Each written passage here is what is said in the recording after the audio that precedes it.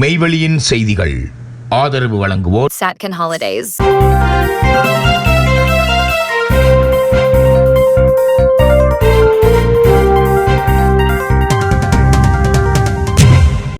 வணக்கம். மெய்வெளியின் செய்திகள் வாசித்தளிப்பவர் தர்ஷினி சிவசுதன். முதலில் இலங்கை செய்திகள்.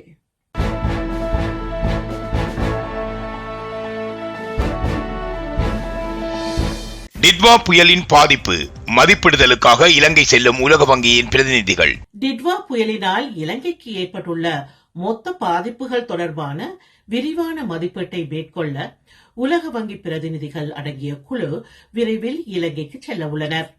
பேரிடர் சேதம் மற்றும் அதன் மொத்த தாக்கங்கள் மதிப்பிடும் இந்த செயல்முறையில் உலக வங்கியுடன் இணைந்து மேலும் பல சர்வதேச அமைப்புகளும் பங்கேற்க உள்ளதாக உத்தியோகபூர்வ தகவல்கள் கூறுகின்றன.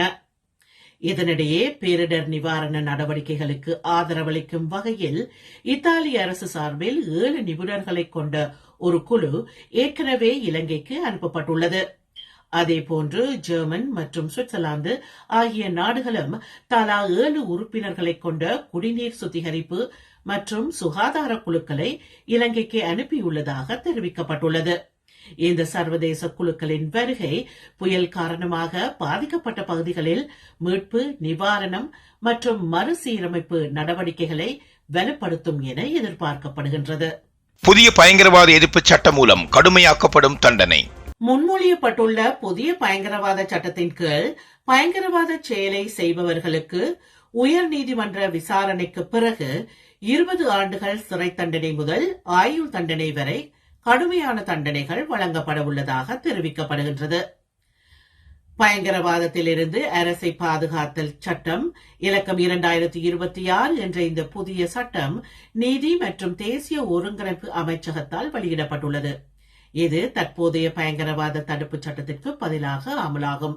முன்மொழியப்பட்ட இந்த புதிய சட்டமானது பயங்கரவாத குற்றத்தை வேண்டுமென்றோ அல்லது தெரிந்தோ பயங்கரவாத நிலையை தூண்டும் எந்த ஒரு செயலையும் செய்யும் எந்த ஒருவரும் பொதுமக்களையோ அல்லது பொதுமக்களின் எந்த ஒரு பிரிவையோ அச்சுறுத்துவது, இலங்கை அரசாங்கத்தையோ அல்லது வேறு எந்த அரசாங்கத்தையோ அல்லது ஒரு சர்வதேச அமைப்பையோ எந்த ஒரு செயலையும் செய்யவோ அல்லது செய்யாமல் இருக்கவோ கட்டாயப்படுத்துவது அல்லது போரை பரப்புவது அல்லது பிராந்திய ஒருமைப்பாட்டை மீறுவது அல்லது இலங்கை அல்லது வேறு எந்த இறையாண்மை கொண்ட நாட்டின் இறையாண்மையையும் மீறுவது பயங்கரவாத குற்றத்தை செய்வது என்றும் வரையறுக்கின்றது. பயங்கரவாத அமைப்புடன் தொடர்புடையவர்களாகவோ பயங்கரவாத வெளியீடுகளை ஊக்குவிப்பதற்காகவோ அல்லது பரப்புவதற்காகவோ அல்லது பயிற்சி அளித்ததற்காகவோ குற்றவாளிகளாக கண்டறியப்பட்டவர்களுக்கு 15 ஆண்டுகள் சிறை தண்டனையும் 15 மில்லியன் ரூபாய் அபராதமும் விதிக்கப்படும். நியாயமான சந்தேகத்தின் பேரில் எவரையும் நிறுத்தி சோதனையிடவும் சந்தேக நபர்களிடமிருந்து பொருட்களை பறிமுதல் செய்யவும் ராணுவத்தினருக்கு அதிகாரம் உள்ளது என்று இந்த 64 பக்க சட்டம் மூலம் கூறுகின்றது. ஒரு சந்தேக நபர் காவலில் எடுக்கப்பட்டவுடன் அத்தகைய கைதுகள் குறித்து 24 மணி நேரத்திற்குள் இலங்கை மனித உரிமைகள் ஆணையத்திற்கும் போலீஸ் மா அதிபருக்கும் தெரிவிக்க வேண்டும். பாதுகாப்பு அமைச்சின் செயலாளரிடமிருந்து 2 மாதங்களுக்கு தடுப்பு காவல் உத்தரவை பெறவும் சட்டமானது போலீஸ் மா அதிபருக்கு அல்லது பிரதி போலீஸ் மா அதிபருக்கு உதவுகின்றது. கைது செய்யப்பட்டதிலிருந்து 1 வருடம் வரை பாதுகாப்பு அமைச்சின் அனுமதியை புதுப்பிக்க முடியும் என்று இச்சட்ட மூலத்தில் கூறப்பட்டுள்ளது. மாவீரர் துயிலும் இல்லங்களை தாவரவியல் பூங்காவாக பெயர் மாற்றம் எதிர்ப்பு தெரிவித்து கையெழுத்து வேட்டை. மாவீரர் துயிலும் இல்லங்களை தாவரவியல் பூங்காவாக பெயர் மாற்றம் செய்வதற்கு எதிர்ப்பு தெரிவித்து கையெழுத்து போராட்டம் ஆரம்பிக்கப்பட்டுள்ளது. மாவீரர் துயிலும் இல்லங்களுக்கு களங்கம் விளைவிக்கும் வகையில் தாவரவியல் பூங்காவாக பெயர் மாற்றம் செய்வதற்கு எதிர்ப்பு தெரிவித்து மாவீரர் போராளிகள் குடும்ப நலன் காப்பகத்தினர் பொதுமக்களிடமிருந்து கையெழுத்து வேட்டை ஆரம்பித்துள்ளனர் என ஊடக சந்திப்பில் கருத்து தெரிவித்த மாவீரர்கள் போராளிகள் குடும்ப நலன் காப்பகத்தின் தலைவர் தீபன் கருத்து தெரிவித்துள்ளார். மாவீரர் துயிலும் இல்லங்களின் கண்ணியத்தையும் உணர்வுகளையும் உதாசீனம் செய்யும் நோக்கில் தாவரவியல் பூங்கா என்ற பெயரில் துயிலும் இல்லங்களை மாற்றம் செய்வதால் விடுதலை போராட்டத்தின் வரலாறுகளை முற்று முழுதாக அழிக்கும் நோக்கில் செயல்படுகின்றனர் என்றும் அவற்றை கண்டித்து மாவீரர்கள் போராளிகள் குடும்ப நலன் காப்பகம் என்ற அமைப்பு கையெழுத்து போராட்டம் ஒன்றை மேற்கொண்டு வருகின்றார்கள் என குறிப்பிட்டுள்ளார். 16 முதல் 19 தேதி வரை ஏற்படவுள்ள வானிலை மாற்றங்கள் குறித்து எச்சரித்த பேராசிரியர் பிரதீபராஜா. நிலச்சரிவு அபாயம். எதிர்வரும் 16 தேதி முதல் 19 தேதி வரை வடக்கு மற்றும் கிழக்கு மாகாணம் உட்பட நாட்டின் பல பகுதிகளுக்கும் மிதமானது முதல் கனமான மழை கிடைக்கும் வாய்ப்புள்ளது. ஒரு சில இடங்களில் மிக கனமழை கிடைக்கும் வாய்ப்புள்ளது என யாழ் பல்கலைக்கழக புவியியல் துறை தலைவர் பேராசிரியர் நா. பிரதீபராஜா தெரிவித்துள்ளார். நேற்று முதல் எதிர்வரும் 16 தேதி வரை வடக்கு மற்றும் கிழக்கு மாகாணங்களில் வானிலை சீரான நிலைமையில் காணப்படும் எனினும் ஒரு சில பகுதிகளில் அவ்வப்பொழுது மிதமான மழை கிடைக்கும் வாய்ப்புள்ளதாக அவர் தெரிவித்தார். அதேபோல மத்திய ஊவா, சப்ரமுவா, தெற்கு மற்றும் மேற்கு மாகாண பகுதிகளில் அவ்வப்பொழுது மழை கிடைக்கும் சாத்தியமுள்ளது. அதேவேளை எதிர்வரும் 16 தேதி தென்கிழக்கு வங்காள விரிகுடாவில் சிறிய அளவிலான காற்று சுழற்சி ஒன்று உருவாகும் வாய்ப்புள்ளது. இதனால் எதிர்வரும் 16 தேதி முதல் 19 தேதி வரை வடக்கு மற்றும் கிழக்கு மாகாணம் உட்பட நாட்டின் பல பகுதிகளுக்கும் மிதமானது முதல் கனமான மழை கிடைக்கும் வாய்ப்புள்ளது. ஒரு சில இடங்களில் மிக கனமழை கிடைக்கும் வாய்ப்புள்ளது. குறிப்பாக எதிர்வரும் 16 தேதி முதல் வடக்கு, கிழக்கு, மத்திய, சப்ரமுவா, ஊவா, வடமத்திய மாகாணங்களில் கனமழை கிடைக்கும் என எதிர்பார்க்கப்படுகின்றது. மத்திய மற்றும் ஊவா மாகாணங்களில் தொடர்ச்சியாக மழை கிடைத்து வருகின்றது. இதனால் சில இடங்களில் நிலச்சரிவு நிகழ்வுகளும் பதிவாகியுள்ளன. எதிர்வரும் 16 தேதி முதல் 19 தேதி வரை இப்பிரதேசங்களில் கனமழை வாய்ப்பு உள்ளது.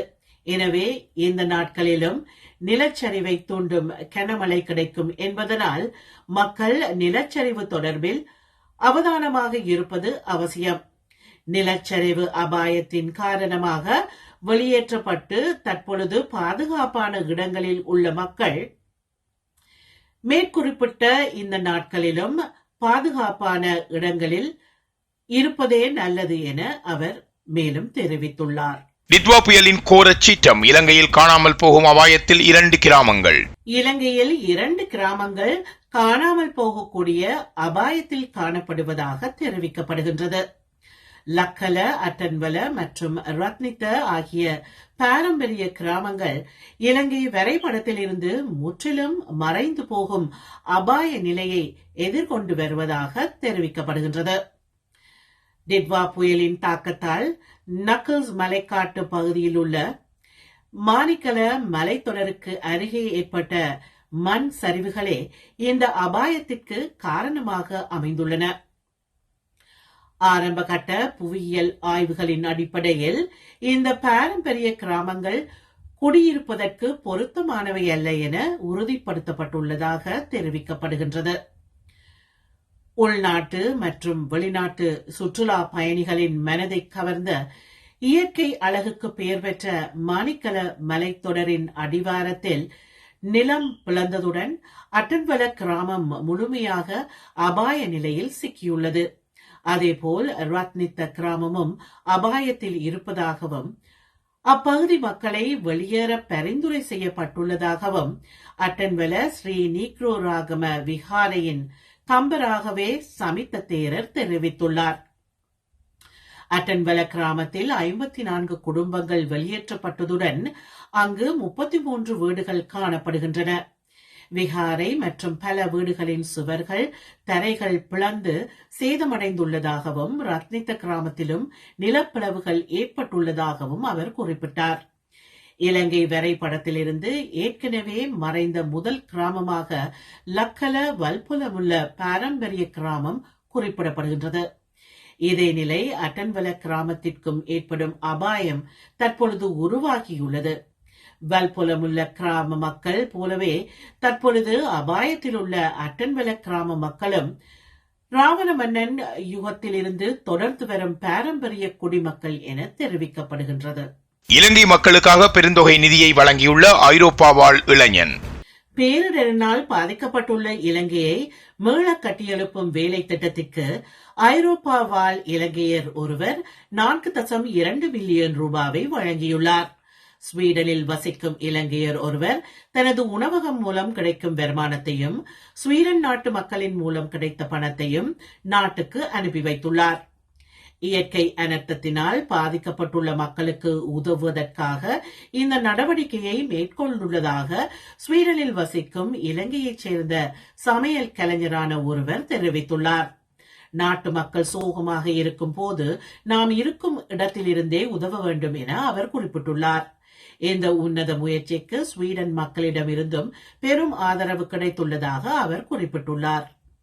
தொலைவில் வாழ்ந்தாலும் தங்கள் தாயக மக்கள் மீதான ஆழமான அக்கறை காரணமாக இவ்வாறான செயற்பாட்டை முன்னெடுப்பதாக குறிப்பிட்டுள்ளார். இந்த உதவி மனப்பான்மை புலம்பெயர் சமூகத்தின் நாட்டுப்பற்று மற்றும் மனித நேயத்தை வெளிப்படுத்துவதாக இலங்கை மக்கள் சமூக வலைதளங்களில் நன்றி தெரிவித்துள்ளனர். செய்திகளில் இனி வருவன இந்திய செய்திகள். Discover the magic of Sri Lanka with Satkin Holidays. From breathtaking beaches to ancient temples, we offer curated travel itineraries for every kind of traveler. Our experts design the perfect journey, tailored to your needs and interests, ensuring you make the most of your time in Sri Lanka. Experience Sri Lanka's vibrant culture, pristine nature, and world-class hospitality with Satkin Holidays. Book your unforgettable adventure today with Satkin Holidays.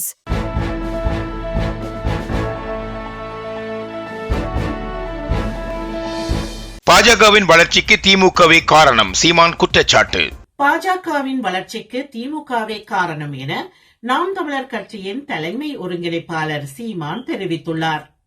திருச்சியில் ஊடகங்களுக்கு கருத்து தெரிவிக்கும் போதே அவர் இதனை தெரிவித்துள்ளார். தமிழகத்தின் கடன் சுமை 10 லட்சம் கோடி ரூபாயை தொடுவதாக உள்ளது. ஏற்கனவே தமிழகத்தில் 1 கோடி மகளிருக்கு உரிமை தொகை வழங்கி வந்ததாகவும் தற்பொழுது 36 லட்சம் பேரை கூடுதலாக இணைத்து வழங்குவதாகவும் தெரிவித்துள்ளனர். இதில் பெருமைப்பட என்ன இருக்கின்றது? 60 வருடங்களாக இந்த 2 கட்சிகளும் மாத்திரமே மாறி மாறி ஆட்சி செய்து கொண்டிருக்கின்றார்கள். ஆனால் பெண்கள் தினமும் 30 ரூபாய் கூட சம்பாதிக்க முடியாத ஒரு நிலையைத்தான் இந்த ஆட்சியாளர்கள் ஏற்படுத்தி இருக்கின்றார்கள் என்பதுதானே உண்மை. இன்னும் 2 மாதங்களில் தேர்தல் வருகின்றது. ஆகவே தேர்தலை குறிவைத்து கூடுதல் பேருக்கு மகளிர் உரிமை தொகை வழங்கப்பட்டுள்ளது. செய்தி மற்றும் விளம்பர அரசியலை தாண்டி இவர்கள் சேவை மற்றும் மக்கள் அரசியலுக்கு வரவில்லை, வரமாட்டார்கள்.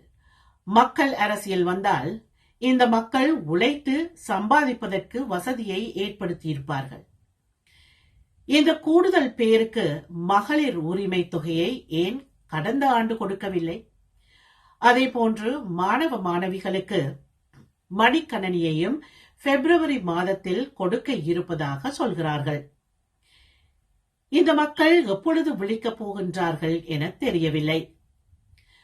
10 லட்சம் கோடி கடனை ஏற்படுத்தியிருக்கும் திமுக அரசாங்கம் ஒரு சில நலத்திட்டத்தையாவது கொண்டு வந்து செயல்படுத்தி இருக்கின்றார்களா என சொல்லுங்கள். பஸ்ஸில் மகளிருக்கு இலவச கட்டணம். அந்த பணத்தை அவரது தந்தை சகோதரனிடமே வாங்கிக் கொள்கின்றார்கள். தன்மானம் மிக்க தமிழன் தனது தாய் 1000 ரூபாய்க்காக கையேந்தி நிற்பதை ஏற்க மாட்டான்.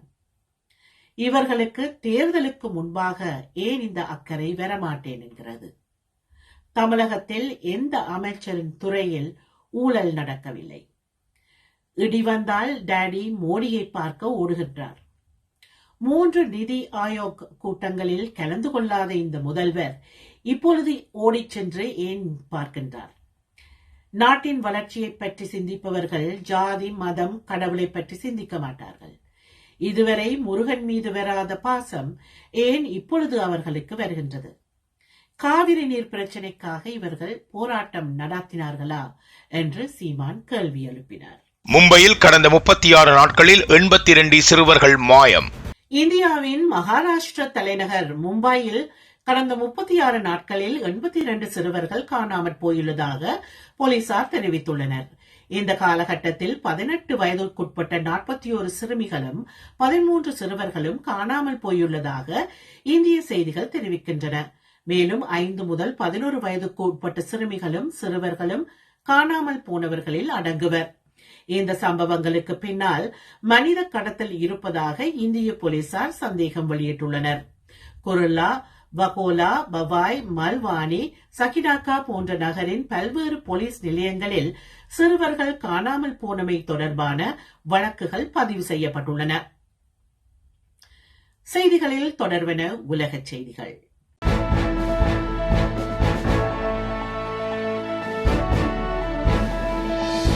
ஆஸ்திரேலியா போண்டி கடற்கரையில் துப்பாக்கிச்சூடு, 15 பேர் பலி, 60 பேருக்கு மேற்பட்டோர் காயம். ஆஸ்திரேலியாவின் சிட்னியில் உள்ள போண்டி கடற்கரையில் ஹனுக்கா கொண்டாட்டத்தில் நடந்த துப்பாக்கிச் சூட்டில் குறைந்தது 15 பேர் கொல்லப்பட்டதோடு 60 பேருக்கு மேற்பட்டோர் காயமடைந்தனர். பயங்கரவாதிகள் அப்பாவி பொதுமக்களை குறிவைத்து தாக்கியமை ஆஸ்திரேலியாவில் அதிர்வலைகளை ஏற்படுத்தியுள்ளது. துப்பாக்கிச் சூடு நடத்திய 2 துப்பாக்கிதாரிகள் மீதும் ஆஸ்திரேலிய காவல் படையினர் துப்பாக்கிச் சூடு நடத்தியதில் ஒருவரை கொன்றுள்ளனர். மற்றவரை கைது செய்துள்ளதாகவும் அதில் ஒருவர் பாகிஸ்தானில் இருந்து வந்து ஆஸ்திரேலியாவில் குடியேறியவர் எனவும் அதிகாரிகள் தெரிவிக்கின்றனர். ஆஸ்திரேலியாவின் சிட்னி நகரின் போண்டி கடற்கரை பகுதியில் மேற்கொள்ளப்பட்ட துப்பாக்கி பிரயோகத்தில் உயிரிழந்தவர்களில் லண்டனில் பிறந்த ரஃபி ஒருவரும் 10 வயது சிறுமியும் அடங்குவதாக தகவல் வெளியிட்டுள்ளது. யூதர்களின் நிகழ்வொன்றை இலக்கு வைத்து நேற்றைய தினம் மேற்கொள்ளப்பட்டதாக சந்தேகிக்கப்படும் இந்த துப்பாக்கி பிரயோக சம்பவத்தில் 15 பேர் உயிரிழந்துள்ளனர். இந்நிலையில் இச்சம்பவம் தொடர்பான மேலதிக விசாரணைகளை ஆஸ்திரேலிய போலீசார் மேற்கொண்டு வருகின்றனர். பிரிட்டனில் உள்கட்டமைப்பு சட்ட ஆலோசகர் விலகல். பிரிட்டனின் உள்கட்டமைப்பு மற்றும் வீட்டு வசதி திட்டங்களுக்காக திட்டமிடல் சட்டங்களை மாற்றுவதற்கான நிதியமைச்சர் ரேச்சல் ரீவ்ஸின் முயற்சிக்கு ஆலோசகராக இருந்த சிரேஷ்ட வழக்கறிஞர் கேத்ரின் கவ்வாட் 4 மாதங்களுக்கு பிறகு அரசாங்கத்தை விட்டு வெளியேற உள்ளதாக தெரிவிக்கப்படுகின்றது. திட்டமிடல் விதிமுறைகளை ஒதுக்கி தள்ளி பெரிய திட்டங்களை உடனடியாக தொடங்க அரசாங்கம் மேற்கொண்ட தீவிரமான முயற்சிகளுக்கு எதிராக அவர் எச்சரித்ததாக கூறப்படுகின்றது. அரசாங்கத்தின் உயர்மட்டத்தில் கட்டுப்பாடுகளை நீக்குவது குறித்து கருத்து வேறுபாடுகள் நிலவும் சூழலில் இவரின் இந்த தீர்மானம் முக்கியத்துவம் பெறுகின்றது. மேலும் தீவிரமான திட்டமிடல் சீர்திருத்தங்களை தவிர்க்குமாறு பிரதமருக்கு 30 தொழிற்கட்சி எம்பிக்கள் கடிதம் எழுதியுள்ளமை குறிப்பிடத்தக்கது. இத்துடன் மெய்வழியின் செய்திகள் நிறைவு பெற்றன. தொடர்ந்தும் மெய்வழியின் மேலதிக செய்திகளை பார்வையிட www.மெய்வழி.com என்ற இணையதளத்தை பார்வையிடுங்கள். மேலும் மெய்வழி ஆப்பையும் பதிவிறக்கம் செய்து கொள்ளுங்கள். வணக்கம்.